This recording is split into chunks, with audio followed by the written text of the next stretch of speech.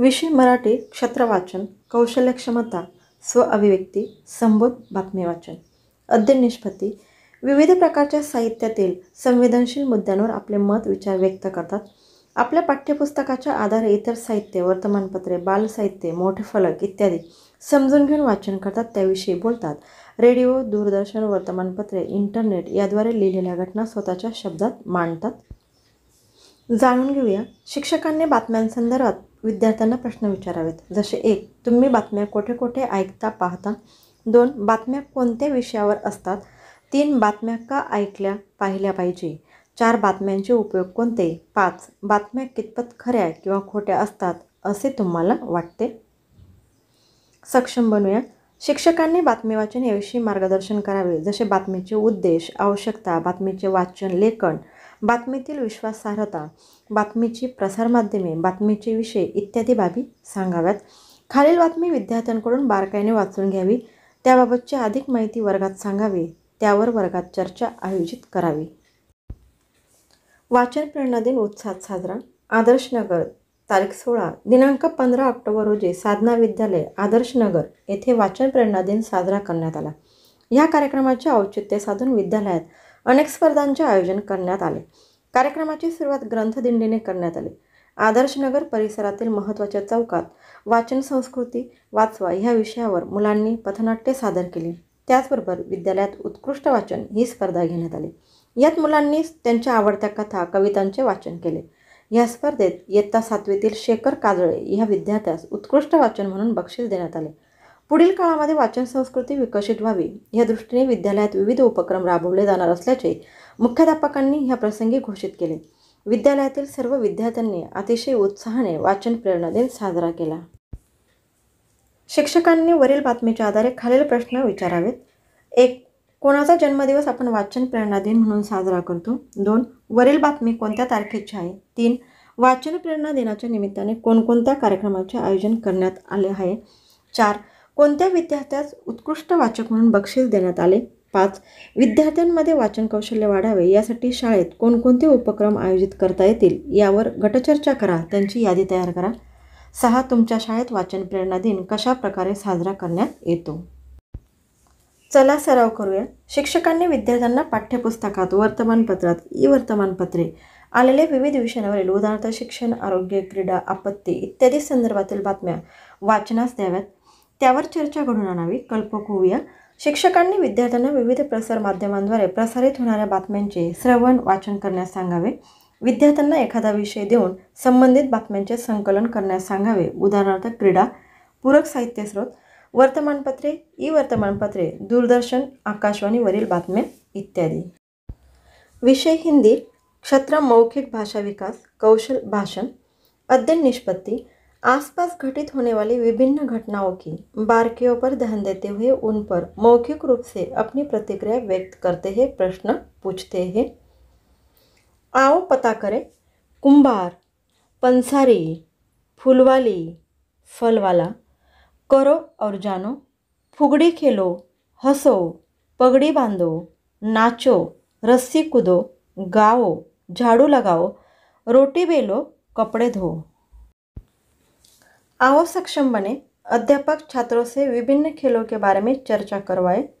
आओ अभ्यास करें. जानकारी बताओ. 1 डाकिया, 2 सैनिक, 3 किसान.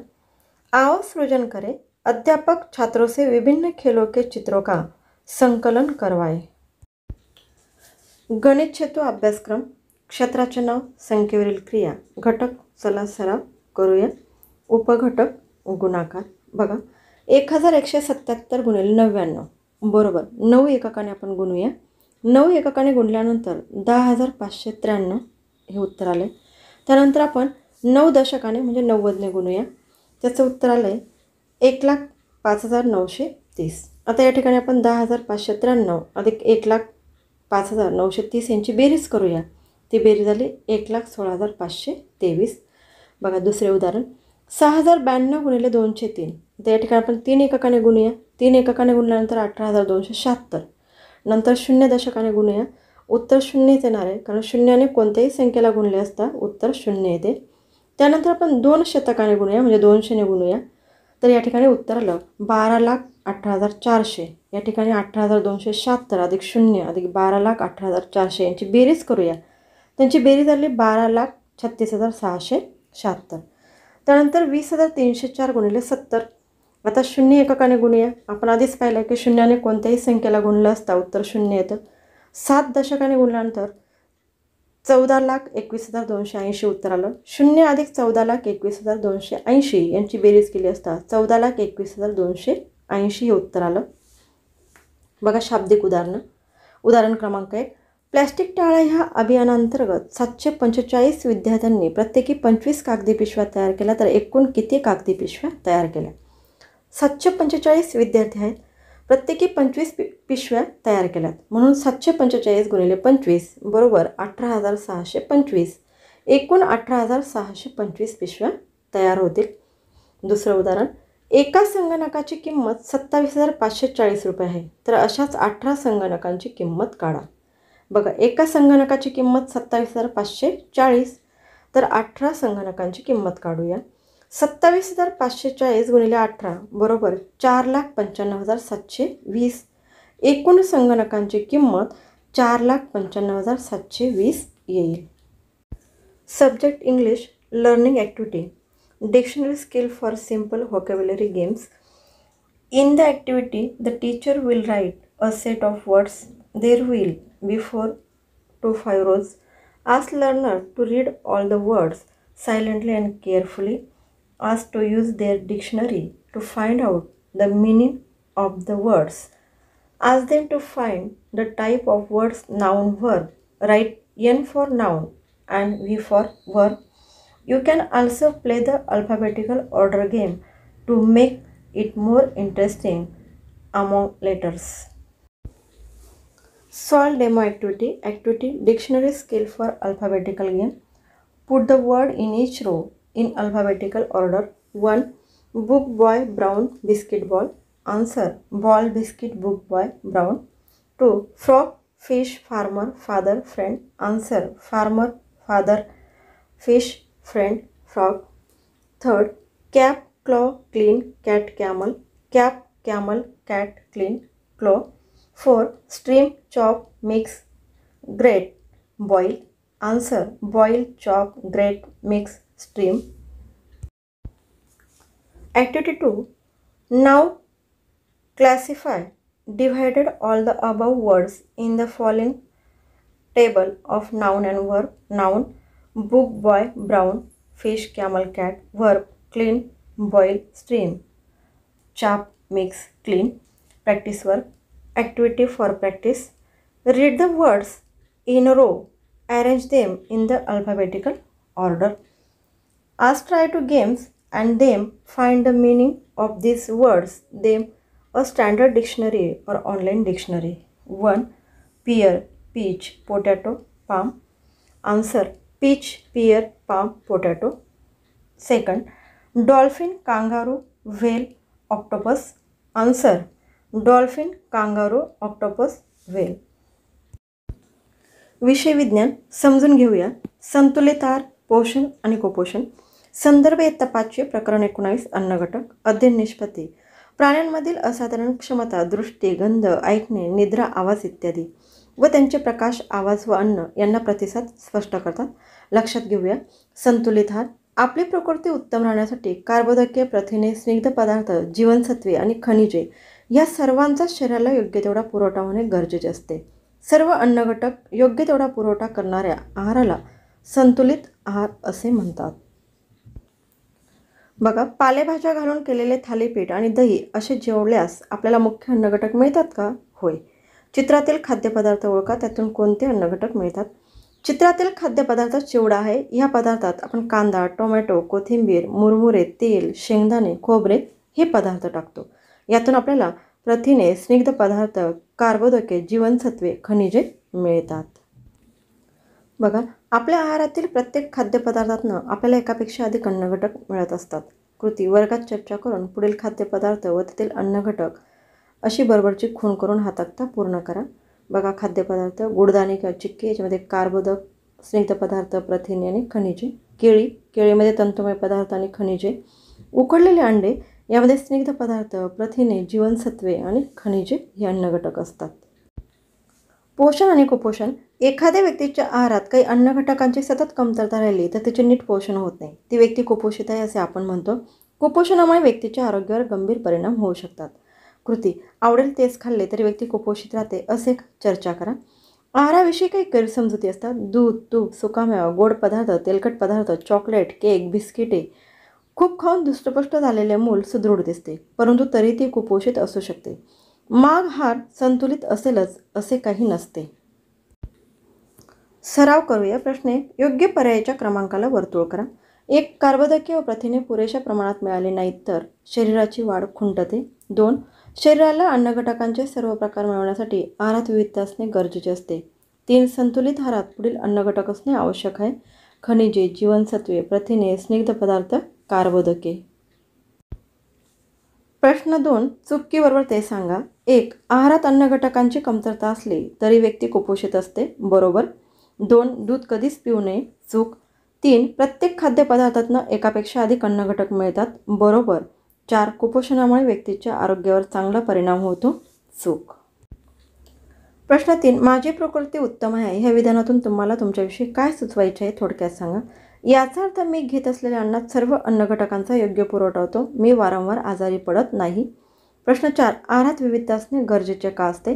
अन्नघटकांचे सर्व प्रकार मिळवण्यासाठी आहारात विविधता असणे गरजेचे असते. प्रश्न 5. रोज दूध प्यायला का सांगतात? कारण दुधामध्ये स्निग्ध पदार्थ, कॅल्शियम, जीवनसत्वे, लोह, शर्करा, कार्बोदके हे अन्नघटक असतात. विषय सामाजिक शास्त्र, इतिहास. संदर्भ इयत्ता 5वी. विषय परिसर अभ्यास 2. घटक मानवाची वाटचाल. अध्ययन निष्पत्ती. आदिमानव ते आधुनिक मानव यांच्या विकासातील घटना माहिती करून घेतात. पहिले काही आठवूया. 1. उत्क्रांती म्हणजे काय सांगता येते. 2. प्राण्यांच्या उत्क्रांतीचे टप्पे माहिती आहेत. 3. आदिमानव प्रजाती आफ्रिका खंडात अस्तित्वात आली हे माहिती आहे. 4. जीवसृष्टीत झालेले पर्यावरणातील बदल याविषयी सांगता येते. अध्ययन अनुभव कृती. अगोदरच्या पाठात तू प्राण्यांच्या उत्क्रांतीचे टप्पे पाहिले. ह्या पाठात मानवाच्या उत्क्रांतीचे टप्पे पाहू. कुशल मानव म्हणजे हाताच्या कुशलतेने वापर करणारा मानव म्हणजे कुशल मानव. याच्या अस्तित्वाचा पुरावा सर्वप्रथम आफ्रिका खंडातील टांझानिया, केनिया या देशाच्या परिसरात मिळाला. लुईलिकी ह्या शास्त्रज्ञाने कुशल मानवाला होमो हॅबिलिस हे नाव दिले. लॅटिन भाषेत होमो शब्दाचा अर्थ मानव आहे, तर हॅबिलिस याचा अर्थ हाताच्या कुशलतेने वापर करणारा. कुशल मानव 2 पायांवर उभे राहून चालू शकत होता, परंतु त्याच्या पाठीचा कणा पूर्ण ताठ नव्हता. ह्या मानवाचा मेंदू ॲप वानरापेक्षा मोठा असला तरी चेहरा व हातापायाची वैशिष्ट्ये बऱ्याच प्रमाणात सारखी होती. कुशल मानवाने निर्माण केलेल्या दगडी हाताळांचा उपयोग मांस खरवणे, हाडांच्या आतील मगज मिळवण्यासाठी हाडे फोडणे यासाठीच होत. कुशल मानव छोट्या प्राण्यांची शिकार करत असावा, तसेच खाण्यासाठी पक्ष्यांची अंडी, फळे, कंदमुळे इत्यादी गोळा करत असावा. ताठ कण्याचा मानव. इरेक्ट्स म्हणजे ताठ उभा राहणारा माणूस, म्हणून त्याला होमो इरेक्ट्स नाव देण्यात आले. हा मानव समूहाने राहत होता. कुशल मानवाच्या तुलनेने या मानवाचा मेंदू हा अधिक विकसित होता. जंगलात लागणारे वणवा पाहून ह्या मानवाला अग्नीची ओळख झाली होती, परंतु अग्नी निर्माण करण्याचे तंत्र अवगत झाले नव्हते. हत्यारे पूर्वीच्या हत्यारांच्या तुलनेने प्रगत आणि प्रमाणबद्ध होती. आफ्रिका, आशिया आणि युरोप ह्या खंडात ताठ कण्याच्या मानवाचे अवशेष व त्यांनी तयार केलेली हत्यारे मिळाली आहेत.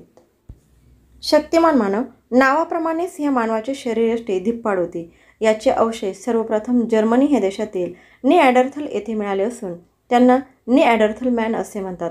ताठ कण्याच्या मानवापेक्षा मेंदू अधिक विकसित होता. हे मानव गुहांमध्ये राहत असत. दगडाच्या गोट्यांपासून आणि गोटेतासून निघालेले चिलके अशा दोहोंपासून वेगवेगळे हत्यारे बनवत असत. शिकारीतून मिळालेल्या चामड्याचे कपडे वापरत असे. ह्या मानवाने अग्नीचा शोध लावला असे म्हणता येईल, कारण कठीण लाकडाच्या काटक्यांच्या घर्षणातून किंवा गारगोटीचे दगड एकावर एक आपटून ठिणग्या पाडून अग्नी निर्माण करण्याची कला त्याने साधलेली होती. बुद्धिमान मानवाशी संघर्ष पर्यावरणातील बदलांशी जुळून न घेता आल्याने सुमारे 30,000 वर्षापूर्वी शक्तिमान मानव नष्ट झाला असे कर्ब 14 पद्धतीच्या आधारे सांगितले जाते. बुद्धिमान मानव. विचार करण्याची अधिक क्षमता असलेल्या मानवाला बुद्धिमान मानव म्हटले गेले. सेपियन म्हणजेच बुद्धिमान. बुद्धिमान मानवाला होमो सेपियन असे म्हणतात. युरोपमध्ये ह्या मानवाला क्रोमोनॉन म्हणून ओळखले जाईल. ह्या मानवाचे अवशेष आफ्रिका, आशिया आणि युरोप ह्या खंडांमध्ये सापडले आहेत. बुद्धिमान मानव आपल्या गरजेनुसार विविध प्रकारचे हत्यारे आणि अवजारे बनवत त्यासाठी तो दगड आणि हाडाचा किंवा लाकडाचा वापर करत असे. बुद्धिमान मानवाचे स्वरयंत्र पूर्णपणे विकसित झाले होते, त्यामुळे ध्वनींच्या विविध प्रकारचे उच्चारण त्याला करता येऊ लागले होते. स्वरयंत्र म्हणजे घशातील आवाज निर्माण करणारा भाग. प्रत्यक्ष निरीक्षण आपल्या कल्पनाशक्तीच्या आधारे तो चित्र काढू लागला आणि कलात्मक वस्तूसुद्धा तयार करायला लागला होता. प्रगत बुद्धीचा मानव. प्रगत बुद्धीचा मानव यालाच होमो सेपियन सेपियन असे म्हणतात. ह्या मानवाच्या मेंदूची क्षमता आणि त्याचबरोबर आकलन क्षमता सतत विकसित होत गेली. प्रगत बुद्धीचा मानव म्हणजेच आधुनिक मानव म्हणजे आपण. आपल्या पूर्वजांशी साम्य दर्शवणाऱ्या बाबींना आनुवंशिकता असे म्हणतात. आनुवंशिकतेचा अभ्यास करणाऱ्या शास्त्राला जनुकशास्त्र असे म्हणतात. याच्या आधारे आधुनिक मानवांमध्ये शक्तिमान मानवाच्या काही अंशी असल्याचे आढळून आले आहे. मग शक्तिमान मानव आणि बुद्धिमान मानव हे दोघे आधुनिक मानवाचे पूर्वज होते असे म्हणता येते. इसवी सन पूर्व सुमारे 11,000 ते इसवी सन पूर्व 10,000च्या सुमारास आधुनिक मानवाने पशुपालन आणि शेतीचे तंत्र विकसित केले. त्याच्या विकसित वैचारिक क्षमतेमुळे तंत्रज्ञानात सुधारणा होण्याचा वेग सतत वाढत राहिला व तो अधिक स्थिर जीवन जगू लागला. प्रत्येकच प्राणी अन्न मिळवण्यासाठी मूलभूत गरजा पूर्ण करतो, परंतु आधुनिक मानव त्यावरच समाधान मानत नाही, तर आपल्या कल्पनेतून बुद्धी कौशल्यातून त्याने स्वतःचे जीवन समृद्ध करण्याचा सातत्याने प्रयत्न करत आला आहे. ह्याच प्रयत्नातून मानवी संस्कृती उदयाला आली आणि मानवाचा विकास होत आला आहे. या प्रश्नांची उत्तरे शोधू. 1. कुशल मानवाचे अवशेष कोठे सापडले? कुशल मानवाचे अवशेष आफ्रिका खंडातील टांझानिया, केनिया येथे सापडले. 2. अग्नीचा वापर कोणत्या मानवाने केला? अग्नीचा वापर ताठ कण्याच्या मानवाने केला. 3. शक्तिमान मानवाने हत्यारे कशी तयार केली? दगडाचे गोटे व गोटे तासून निघालेले छिलके यापासून हत्यारे बनवली. 4. कोणत्या मानवाने स्वरयंत्र विकसित झाले होते? बुद्धिमान मानवाचे स्वरयंत्र पूर्णपणे विकसित झाले होते. 5. अनुवंशिकता म्हणजे काय? आपल्या पूर्वजांशी साम्य दर्शवणाऱ्या बाबींना अनुवंशिकता असे म्हणतात. व्हिडिओ आवडल्यास व उपयुक्त वाटल्यास लाईक, शेअर आणि सबस्क्राईब करायला विसरू नका. धन्यवाद.